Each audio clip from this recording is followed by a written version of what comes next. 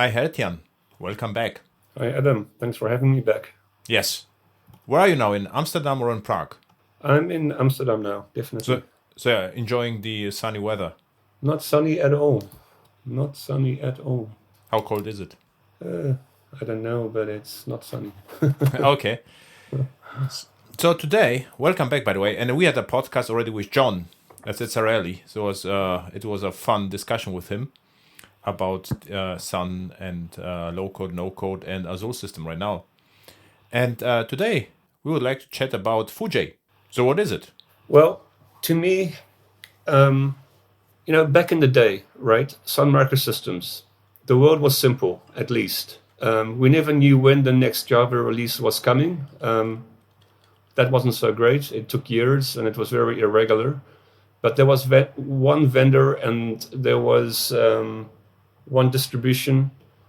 And the world was pretty simple and understandable. And there was Java.net, which had a blog and which had projects and which had an editor working on it. And it was all quite simple to understand. But since that time, there's been this massive innovation and fragmentation in the Java domain through the open sourcing of Java.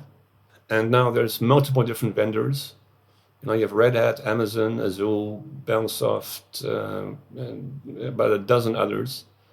And there are multiple releases, 4 releases per year. A regular cadence, and this is all great. But imagine that you're just getting started in Java, for example, or imagine that you're very productive in Java, but you just want to know what's actually out there in terms of new releases. What's actually been fixed. What are the new features?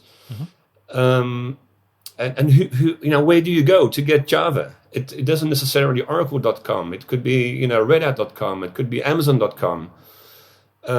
So this kind of presents a real challenge. And in a perfect world, an organization maybe like the Java Champions would put together some information sites around that, but it turns out that it's really a full-time job. You need, in the end, for a project like that to be sponsored by an organization and developed on a continual basis.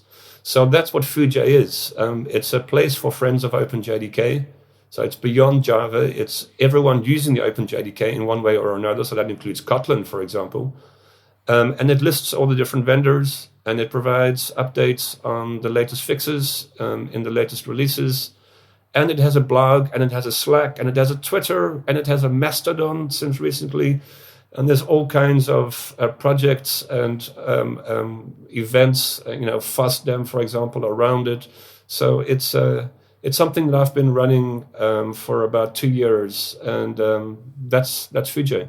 So you are running the Fuji? Well, I mean, running, it's community run in the sense that, if you go to Fuji.io, there is a page listing listing the board. So there's about 10, 15 different companies: DataStax, Glue1, Datadog, OpenValue, many organizations that are involved in one way or another. But ultimately, you need somebody somewhere to be the single points of contact for when things go wrong, or to collaborate with, or to publish stuff, or you need somebody. It has to be like one in the end, not having one single concrete person or group of people to interact with around the project. No matter how open sourcey and collaborative, and no one owns anything. We want to be, in the end, you do need somebody to have some level of to be the center of the web or whatever it is. And that's me and a couple of people who are involved in different ways. And we try and run it together. It's as friendly as it could possibly be. But yeah, I'm a key person behind it, sponsored by Azure to run this, because Azure believes that this is an important platform that needs to exist to for the benefit of the Java community that Azure itself benefits from, because we at Azul do nothing except Java. So for us, it's important for there to be a community space. And so for Azul, it's really important. And so that's why Azul was taking this initiative. But a number of organizations have come on board, and more are joining all the time. And it's a very lightweight, collaborative thing. But yeah, that's the story. And I mean, there's dev.java, I think, run by Oracle. Is it somehow similar to this, or? Well, I mean, I think the final evidence of how neutral you are as a Java site in the Java space is your download page. And if I go to the dev.java download page, all I can download is Oracle's Java. And so I found it objectionable because, under the guise of, no, we want to keep things simple, it's really proliferating the idea that you can only get Java from Oracle.com. And of course, you could say, well, it doesn't say that you can only get it from Oracle.com, but if you only provide that option, then you're misinforming the community. And so if you go to Vue.js download page, you get something that is much more confusing in a sense, because you get all the different distributions. And I'm looking here at Corretto, Debian, Dragonwell, JetBrains, Liberica, Microsoft, OpenLogic, Oracle, Red Hat, SAP, Sumeru, Tamarin, Zulu. I mean, that's the reality. And then somebody could say, well, which one should I choose? And then the answer is yes, it's difficult. And there's no way to get around that. You need to pick your OpenJDK distribution from the place that you find most reliable, or that you have the closest connection with, or that you believe will still be doing what they're doing now, a couple of years from now, etc., etc. I mean, it's this is the reality that we are now in. And so your question about dev.java, I mean, it's really Oracle's view on the Java ecosystem, and Azul could put together something similar on Azul.com. And Red Hat has something similar on redhat.com, etc. But what is different about Vue.js is that it really is vendor neutral. It presents the Java ecosystem the way it really is, and everyone is welcome to participate in it. It doesn't promote one JDK over another or one approach over another. It's really the closest thing that there is to what Java.net used to be. What I did right now, I went to Vue.js. And first I look at the releases, somehow not misleading, but releases, I thought this was JDK releases, but it's in general, all the patches, everything was there. And then downloads, you're right. So I said, select all. And I was interested in JDK 1901. And what I got back is 3 Liberica releases: Zulu, FX, Corretto, Tamarin, Zulu, Oracle OpenJDK, Oracle, and SAP Machine. For various platforms. Yeah, you're right. So this is, to my knowledge, the Vue.js, what I see right now is more or less like a aggregator, right? News aggregator to all open source and whatever OpenJDK related. Yes, and actually this point about the download page is really interesting, because what this is a UI on top of the Disco API. Disco stands for the Universal OpenJDK Discovery API, created by Gerrit Grunwald. And that has been, aside from running around the world and going to conferences and et cetera, his development work has consisted of creating this API, which is a layer on top of all the other APIs. And it's integrated here, but it's also integrated into SDKman, into JReleaser, into Gradle since recently. So it's a generic API. So this is another example of a contribution to the community. So Azul actively wants to contribute and collaborate with the Java community. So Azul looked around at what is missing. What don't we have in the community? What are the stumbling blocks for people getting going with Java? And one is the absence of a site like Java.net, and another is all these different JDKs all have their own APIs. And if imagine you're creating SDK man. Imagine you're creating a JReleaser. You need to access each of the APIs you want to work with separately.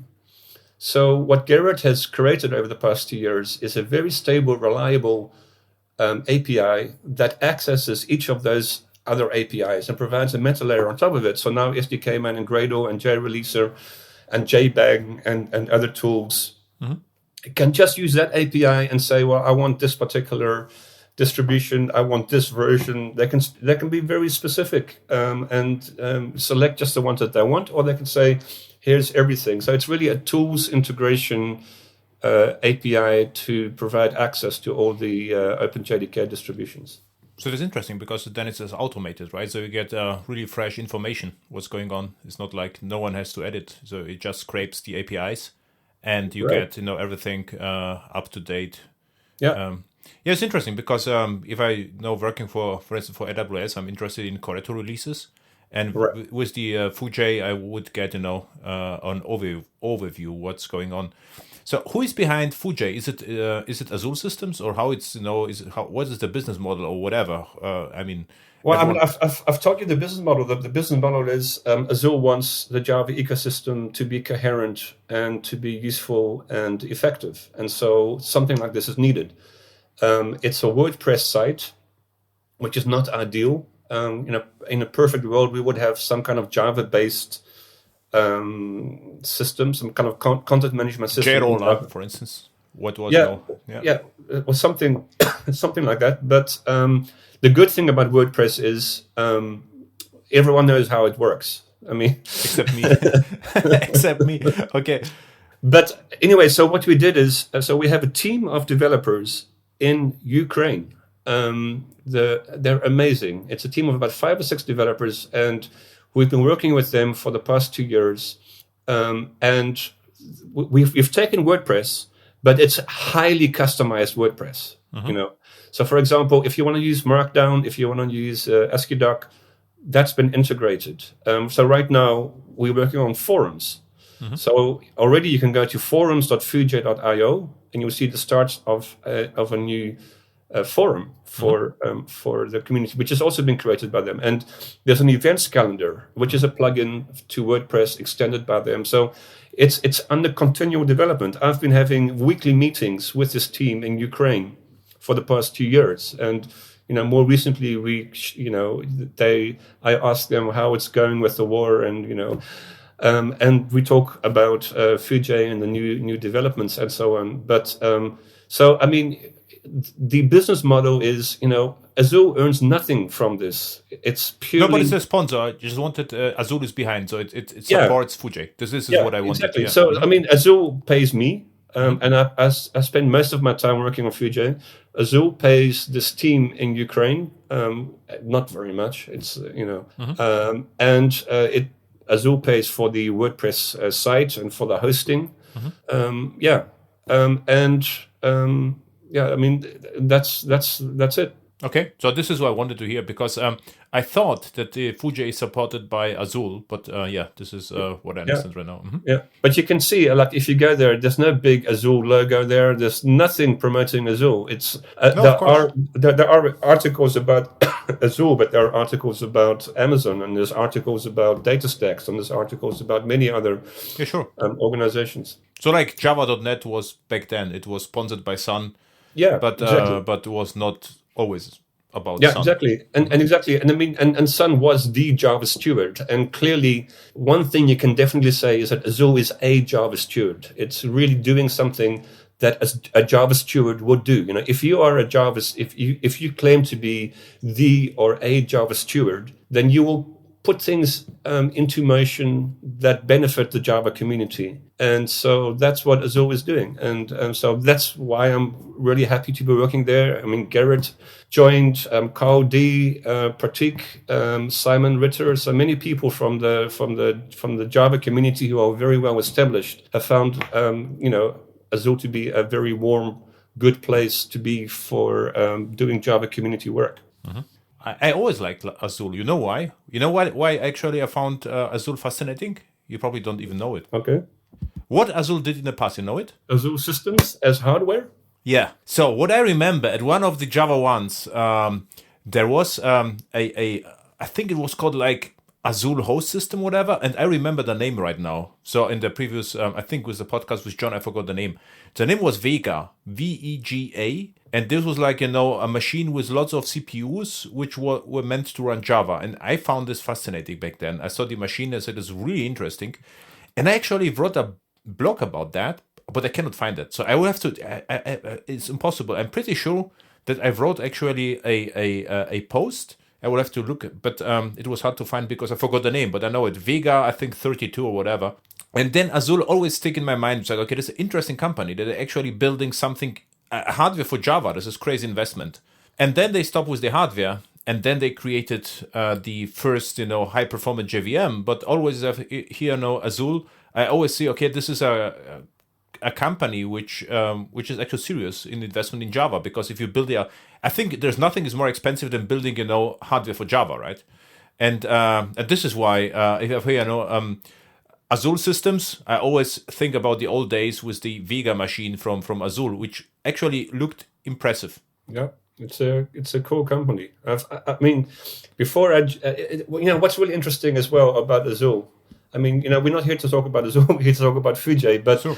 What's really interesting about Azul is a lot of people definitely on the engineering side, they used to work at Sun. Then they were working at Oracle after Oracle took over Sun, and then they joined Azul. So there's a lot of people that have taken the same journey as me, and I've always looked at Azul as kind of the place of Java expertise in terms of performance, and deep JVM stuff, and Gil Tenne, with all his amazing knowledge and deep JVM insights. So I've always looked at Azul as a really, in a JVM vendor organization, you're at the heart of what Java does. You're not working on a framework. You're not working on some other technology or some profiling or whatever. You're actually working on Java itself. So that's what I've always wanted to be involved in, and that's what we were doing in Sun, and that's what Oracle does. And the closest thing to that after that, I think, is Azul. So that's what's always been very appealing to me. As I always thought, well, one day maybe I can work for Azul. So I'm just really happy to be in that organization. I put you in the chat. I will also put the show notes. So there's from Azul Vega. It was Vega 3 was the machine. It had 54 core processor back then, with a nice Azul logo on the chip, and it was meant to run accelerated Java. So this is what I remember. And good that we talk right now, because I forgot the name. Somehow we talk about Fujay and Azul. I remember that the name was Vega, and then I can maybe find my old blog post. Yeah, but I would say it's really important to know who is behind, and because if there's a Fujay and so in the thin air, it is always suspicious. But we know, okay, there's a company who invests heavily in Java, and it runs a portal to promote Java, then everything is fine. It's exactly like Java.net and later even Kenai. You remember Kenai? Mm-hmm. This is also interesting. It was a nice name.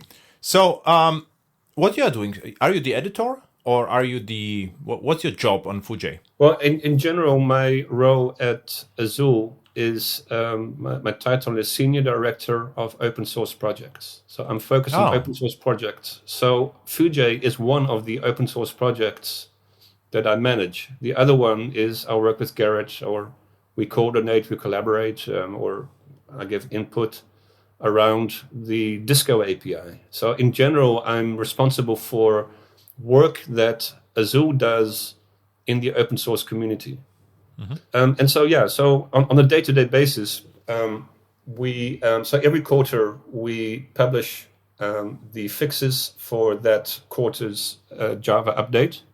Whenever there's a major release, we have all the fixes there as well. So I'm responsible for getting that content up. I meet with the development team in Ukraine via Zoom about the latest plans we have for the coming period, and we basically status of Fujay, and what we're working on and what the blockers are, etc. Every day we post as a community 1 or 2 articles on Fujay, and there's a schedule. So I just go into the WordPress, I look what's in draft on Monday morning, and then I go into the Fujay Slack. We have a channel called Fujay Site Content, and I say in there, hey, I propose that we publish the following articles this week. The following article on Monday, this article on Tuesday, this article. So every day, so I make a little schedule on Monday morning. I post that into the Slack channel, and then people can comment. They can say, well, I would rather have my article earlier, or that one isn't really finished, or something like that. But in general, everyone accepts the proposal that I put out there. And then throughout the week, so then I look on the schedule that no one has objected to, or we've fine-tuned, and I see, okay, now it's Wednesday. So let's actually take a look right now. I'm looking there right now. So it's Friday today. I see that there should be an article published today by Shai Almog from Lightrun. So then, after this call, I'm going to go into the WordPress. I'll look for that article. I'll maybe edit it or tweak it slightly, or, see if it looks good. Sometimes the code snippets could be cleaned up. So I do a little bit of light editing work, and I click publish. And then I go to Twitter and I say, hey, there's a new article by Shai, and, promote that on Twitter. And then I post that Twitter link back into the Fujay Slack channel. And so that's, every day kind of one or two new articles. I don't think we need a Java community platform that has like 10 articles per day. I mean, no one can read that many articles per day. We need one or two. And this is a very interesting discussion. If you're a marketing person, then you constantly want there to be more, to show progress of a platform like Fujay. You would say, well, if we are publishing 2 every day, then we should be aiming to publish, 4 in a couple of months and 6 a few months later. And my argument is continually, no, we need to keep this to 1 or 2 nice, well-structured, interesting articles per day. That's all that the Java community needs. So it's constantly trying to, this is what we bring to the table, people like you, Adam, and me, and other people who have been involved in the Java community for a long time. We know what the Java community needs. And you don't want to be spammed, on Twitter or wherever by 10 articles every day. So one feedback I give you. One feedback. If I go to Fujay, I see the Fujay Today. This is what we're talking about. Mm-hmm. And on the right side, there's a highlights. So I was at the page the entire time, actually. And the impression is, because the highlights, now it's different, but they were older. So there were some articles from May, July, August. But that's because, but I understand. But those articles, like for example, the OpenJDK 19 release, is we want to keep that. We want to keep that high up, and we want to keep up the download page. So I would remove the date. Okay, I would remove the date. Is my feedback, because if I see this highlights, and this is everything is older date, I would just remove the date. This is the feedback I can give you. Everything is fine. And view all articles, this would be my starting point. Because Fujay Today, this is what I would like to see if I come in. Because if all about is the content, but if you start with Fujay.io, I see the Fujay Today and highlights. And then the categories, which is nice, but the today the articles is how Java.net was, right? So it was always. So this is just my feedback, because if you go now to view all articles, this is where the goodness starts. So I see lots of interesting articles. For instance, EGB support in Piranha from Ondro, really interesting. Then Pyre launches Pyra Cloud, interesting to me. How object reuse can reduce latency. What I like, it's a diverse, very diverse articles. And Mary Grigleski, I met her recently. And Java Mastodon, Java profiling overview, also interesting from Johannes, is November 14th. So this is actually, which really, I would say, if the listener would like to see, the richness of Fujay, I would suggest to go fujay.io/today. This is and you have even a podcast I see right now. So there is, getting started campaigns and podcast, books, interviews. So this would be my feedback. Because if you go to Fujay.io, it looks like, a generic website. If you go to Fujay/today, this would be my starting point, because this is actually what interests me the most. I would click immediately on 3 articles and read them. But on Fujay, without the today, so just Fujay.io, a little bit overwhelmed because the categories. Okay, I mean, I would like to see just the content first, and I will remove the dates. This would be my feedback because the pressure is, the of course download OpenJDK today. This is a highlight, and it was in March, but it's still relevant. But we just remove the date, and it's done. Yeah. But it's a cool page actually. And I hope you have RSS feed as well, right? I believe so. It's actually at the bottom. You should see it. RSS feed. Yeah, it is. Yeah, we have it. Mm-hmm. Yeah. But also, I mean, the other thing that's important here is the events calendar and the release roadmap. I mean, there's more than the daily blog, and there's also the release information. So it's kind of a but if someone goes to the page first and you see the content, then you become interested. And then you explore more and more features. Mm-hmm. You know what I mean? But if you just see everything at once, you are a little bit overwhelmed. Yeah. This is just a feedback. But you should ask other developers as well. This was my. I wanted to tell you this the last time already, but exactly.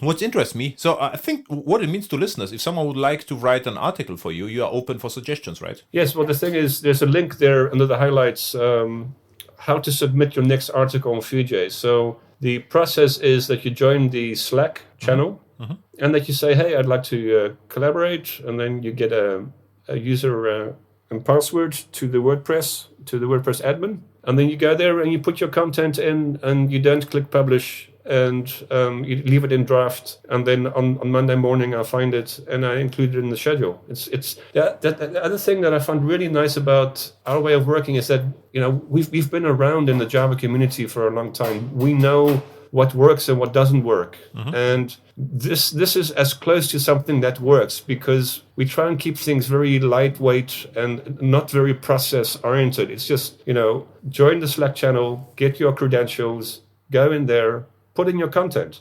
And if you want, you can have people review it or whatever. But in general, the people who are providing content, I mean, it's kind of we kind of trust people to provide content. And sometimes there's discussion about it. Sometimes you can see whether something is controversial, and then there's a discussion. Should we really post this or not? But just get the content into the WordPress, and we'll publish it within a week or two. It's very lightweight and simple. Mm-hmm. It's really interesting. What's also easy to access, this was the OpenJDK update and release details we talked before.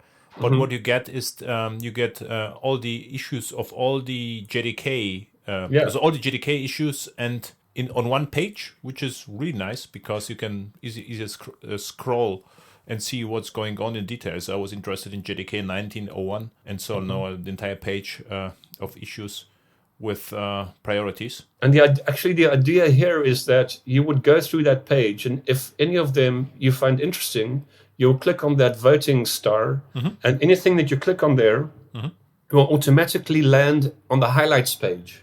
So the highlights page is actually the page that shows what the community finds interesting. Ah, okay. That's cool, actually. But we haven't promoted this very much, and we need to at some point. We're constantly adding new features and. So we're doing this right now. So it means if you go to OpenJDK update and release, and there is a star, and if you vote for features, it will appear in the highlight section. The problem is you have too many features. You have to promote them a little bit more. Yeah. Distros, command line. This is actually also cool. Command line arguments for Java 16. So if I pick that. Yeah, it's out of date, but it actually comes from Chris Newland. So this is something we want to do. This is the idea from the very beginning. A lot of content already exists. So for example, Chris Newland has a site, chriswhocodes.com, with command line arguments. Mark Hoffman has JavaAlmanac.io, right? And these are two sites that, there's some people know that those sites exist. But if you're a generic Java developer in a company somewhere, you have no idea, So what we want Vue.js to be is to be an aggregator of that kind of content. So we've integrated JavaAlmanac.io. We've integrated chriswhocodes.com content. It's not completely up to date right now, but the ultimate idea is, different people have their blogs, have their Java information about this, about the command lines in different places. Let's bring it all together into one place. And that doesn't mean that we undermine the work that you've done on your sites. It just means that we are able to re-amplify and bring to the surface the work that you've done on different places, and let's bring it all together into one place so that everyone can see the content that you've provided around Java in whatever way. Yeah, cool. So what I'm interested right now, because I can just tell the listeners, just go to Fujay and just search in OpenJDK Hub, Community Hub, and start with today. You will see the articles, which are really interesting. You say you're the master of open source at Zulu. What are the other open source projects? You mentioned one already, this Disco, you said, right? This is what else? So which projects do you have to manage? Well, it's basically that right now. Yeah. Okay. Yeah. Is the Disco, and is Disco open source? Or is it? Yes. Where is it? In GitHub? It's on GitHub. How to find that? GitHub.com/ Disco with C or with K? CO. Okay. But we can put it to show notes because I was interested. Right here, Fujay Disco API. GitHub.com/FujayIO/Disco API. Okay. But I wanted to tell you one more thing about Fujay, actually. And that is, one idea behind Fujay is Wikipedia. So if you go to the front page, so in the beginning we had this very large search bar, but now it's at the top right. But if you search there, so let's say you search for JavaFX. So I've typed in JavaFX there in the search. And now the search is done through all of the blog posts, but also through all of the issues and fixes that have gone into the different releases. And now I see under all results, I see the fixes for JavaFX in Java 18. Okay, there were 3 that relate to JavaFX, Java 17, Java 16, like sorted by date. Everything that's been done for JavaFX in the OpenJDK, but also all the blog posts about Java and JavaFX, and also the CVEs and the security issues that relate to JavaFX. So it's say that you're interested in JTable or whatever, any term in the Java world. So let's see if we search for Helidon, for example. So this will do a search through all the different categories and give you a results related to all, tickets, blogs, everything. Well, okay, Helidon, just blog posts. But this is actually really good because so I searched for Helidon because it's interesting, and I already got 8 articles. Yeah. Which is...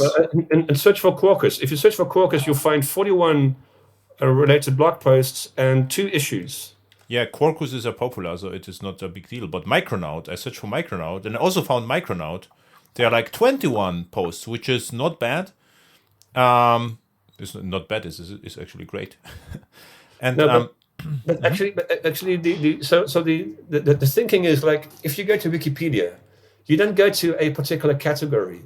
You're just interested in something, and you go to Wikipedia and you type that something in, and you get a result. Now, this is why we've been focused on aggregating content, because, okay, you could go to Google, you can type some term, but what you get back is just random stuff from the internet. If you do that same search on Fujay, you know that you'll get content that Java people have thought about together collaboratively, and you'll get the issues that have been fixed in the JDK related to your search term. So I think, and also this is why we've been trying to build up a lot of content, because a search only makes sense once you have content. And so at some point we should make that Wikipedia approach clearer and put that search bar, along the top, and that you don't... Yeah, this is what I meant. You should give it a cool name, like, the Fujay bar, and on the top and very prominent that you can say, okay, actually the search is working, you get something out of it, because I never try searches on pages because they never work, but this seems to work. So I did with Quarkus right now, you're right, 41 blog posts, 2 issues, and all results are 43, which is incredible, actually. And even more, we could, make a marketing around the search bar. And even we could have, and this could be provided by community, like, extensions for browsers. So you can directly have, in browser, the foobar search bar to search for Java content. But actually, another thing you should do is you should go to Fujay.io/pedia. Pedia? Pedia. Wait, it doesn't look so good. Why not? It looks good in my basic Java concepts: compact, profile, CPU, and PSU. Yeah, AZ. exactly. So the idea behind this is that we want to let people submit terms in the Java ecosystem that they don't understand. So, like, CPU and PSU. Does anyone actually know what that means? What does it stand for? JTRIG. What is latency really? And provide these terms defined on Fujay. So this Fujaypedia is really the Wikipedia kind of idea. But yeah, we need to, once we have a lot of content, we'll make that search bar more clearly visible and have that as the entry point into Fujay. How much traffic do you have? Is it increasing? Is it decreasing? Is it like, Well, it's always, as I said, it's always 1 or 2 articles per day. So it's No, I about mean, 10 yeah, the articles readers, per week. the traffic from the internet. So you have some monitoring? Yes. Interesting thing is the first half of this year had as many unique visitors as all of last year. Okay. So we're on track to doubling our usage. So right now we're in the second year. Last year was the first full year of Fujay's existence. It hasn't existed forever. It started at some point. And I joined Azul in April 2020.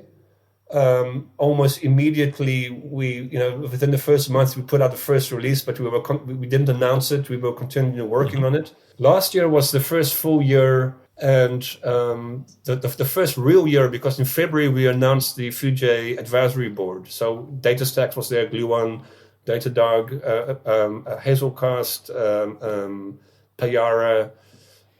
Different companies were involved from February last year, where we did FOSDEM as well. So FOSDEM and the Fujay Advisory Board were both in February last year. So last year was the first full year that we existed as a accessible platform. This is the second year. So in the second year, we are tracking to double our usage from last year. And there's actually a report under those highlights from July the 4th. So in principle, we publish a status report every 6 months. Okay. And this is and these are the Google Analytics for those 6 months. In the first 6 months of the year, there were almost 100,000 unique visitors in the first 6 months of this year, which was double the total for the previous year, which was the first year. So, I wonder whether a Java site will ever have millions of visitors. I mean, that's a question to ask, because first of all, how large is the Java community? Does anyone know? I've heard the number 20 million. I've heard the number 12 million. I've heard the number 3 or 4 million. And of those millions, we have a discussion about this at some point in this podcast. Yeah. We should have a discussion. How many Java developers are there? Because then, so if you get to those millions, I have a T-shirt, Heltjan, I have a T-shirt from Java 1 2000, from 0 to 5 millions in, I think, something. I have to look it up. So this is yeah. But okay, but then you have to ask the question: how many Java developers care enough to go to a conference? And then you get to a much smaller number, right? Yeah. How many Java developers care enough to go to a JUG meeting? These are tiny, tiny numbers. These are like hundreds. At most 1,000 or 2,000. Fujay JUG would be cool, right? I'm sorry? Fujay JUG. Well, there isn't a Fujay JUG, but there's, Fujay supports JUGs in different ways. Okay. I mean, the JUGs are there. We're not there to replace the JUGs. We're there to support. No, but you can add one, right? But I mean, I think, Adam, we should have a discussion in this podcast. You, me, maybe Simon, Ritter, maybe Sharat, a couple of people. How many Java developers are there really? Because so how many people can we expect to come to a site like this? If you're working like in a bank, you're working on Java. You're just doing your daily bricklaying Java work. You work from 9 to 5. You don't go to JUGs. You don't go to conferences. That's the vast majority of Java developers. I've done a bunch of sessions with Azul via Zoom inside companies, and and I know you go to all these different enterprises and so on, and there you have like hundreds of people doing Java work. and maybe 2 of them go to a JUG or to a conference or something. So the point I'm trying to make is that the active Java community is a tiny fraction of those millions of Java developers out there. And the question is, should we measure success of an event, of a JUG, of a platform based on the millions, or should we base it on the real numbers of people who we know are active and who go to sites and who read Java books, etc., etc.? Yeah, I mean, you are absolutely right. I mean, of course, if someone just works with Java, with JDK 1.1 and never looks up something new, then we cannot expect to come to the page. And or go to a conference or go to a JUG. I mean, there's kinds of facilities that are there. The JUGs, the community platform, the conferences, the events, etc., are for a very limited number of super active Java people. You have a unique opportunity because Fujay is neutral. It also supports all the it also reports all the CVEs, patches, and whatever. So it could actually become the canonical resource with the Disco API for enterprises to look up, what are the security patches or whatever. So this is actually a unique feature only you can provide, because I'm not aware of any other website who has around all the Java distros a overview which security patches and CVEs or whatever are available. So it could become, the daily how to call it, daily security news for enterprises actually, and people will have to look at this because security became really important, and without Fujay, the question is then they have to go to Azul or whatever they have, and if the Fujay is convenient, this can be actually an interesting resource, and something happens like Log4j, and you write one of the first articles, you can become the canonical resource for it. Absolutely. So this is what I'm thinking about. Not necessarily, how many developers look at an article. So maybe the quality is also important. If someone looks already on Fujay, it is really interesting. That that I think this would be my thinking. These kinds of possibilities is what made me interested in working on this at all. Because a problem when you're working in Oracle is, okay, I'm not super happy here, but where do I go to? Where do I go to next? Yeah. And Azul came at a perfect time with this idea, and it hadn't been 100% formulated. But that's also nice because we can formulate it as we go along. It's really a developer type of activity. It's a platform that's constantly changing and growing based on what people are asking for. I actually would have to invite the founders of Azul. How Azul happened. This would be interesting to hear. Gil and Scott. That would be cool. That would be a great conversation. Yeah, that's what we have to do because you are too young to know this. No, that would be good. If you want to do that, we can invite them. That you have that conversation. That would be really interesting. Yeah, you should make it a 4 or 5 hour podcast because especially Gil Tenne is not known for being brief and. Yeah, I will do 4 episodes, no problem. Cool, Etienne. Long-form podcast. Yeah. I think we covered all the Fujay. Actually, one more thing. Yeah, go ahead. Yeah. Actually, 2. One is there's now a Mastodon. Of course, you can go to Mastodon for Fujay. But the interesting thing as well is Java certification. Open Value. You might know this company in Germany and the Netherlands. They were already on the podcast. I was with the CEO. So there's a lot of people there called Bert, and but the point is, they've created Bert Jan Schrijver, yes. Schrijver, 100 episode 123. Plasma is the new hello world with him. So he's a really nice guy. So we had a discussion about Open Value. Well, actually, who you should talk to next is Roy Wasser, also from Open Value, also director at Open Value, Roy Wasser. So Roy is working with Open Value and with other organizations to bring a certification program, a Java certification program, integrated into Fujay. Because what normally happens is you take the Oracle Java certification exam, which is a multiple choice thing, and at the end you're certified, but it doesn't prove anything about your programming skills. So what Roy and Open Value have got into contact with is a platform that gives you programming tasks. And you have to fill in these programming tasks, and then those programming tasks are evaluated, and based on that, you get certified.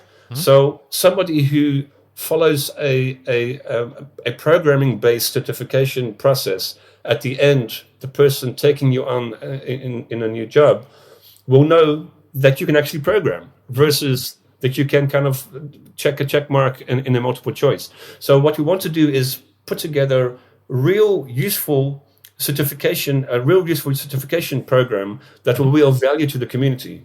And so one thing we need is for people to provide exercises. So we're looking for people from so tasks to get into this platform.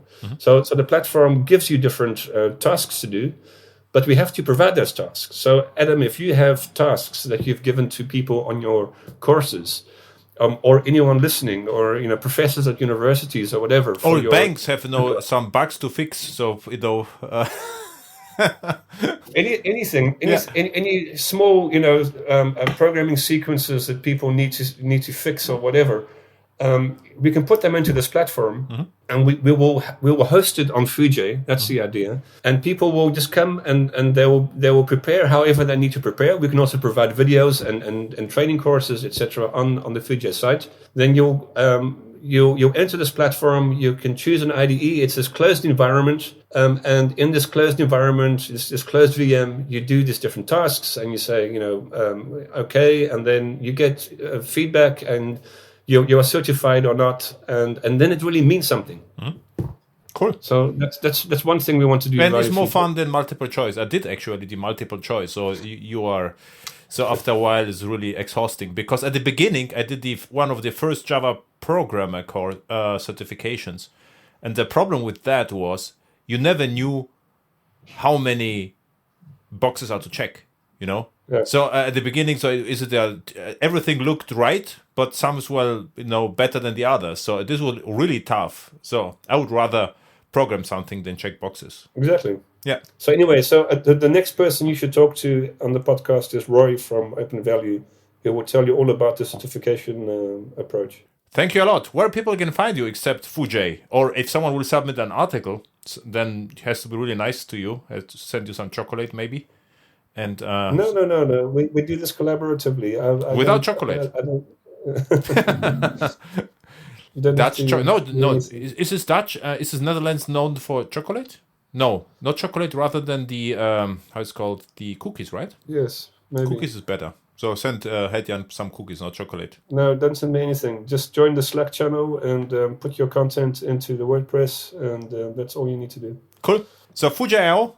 Are you on Twitter as well, still? Yes, still, and on Mastodon as well. Okay, what is your Twitter handle, Hedjan? My first name, Geert-Jan, and then a W. Hey, cool. Geert-Jan, yeah. Thank you a lot. Was Thank you. fun to talk. And Always. And it was a nice Fuji page, actually, so I also learned a lot. So really useful page. Thank you. So it's like, do you remember Java Blogs as well? JavaBlogs.com at the beginning. I think it was sponsored by Atlassian at the beginning, and then it just stopped. But this was like the global aggregator of Java blogs at the beginning. You should also try the dark mode in the top right. Switch from light to dark. Yeah, this is what I played already. Yeah. This is the first thing I did. Dark mode. Maybe that should be the default mode. I think the dark mode. Yeah, sure. We are dark.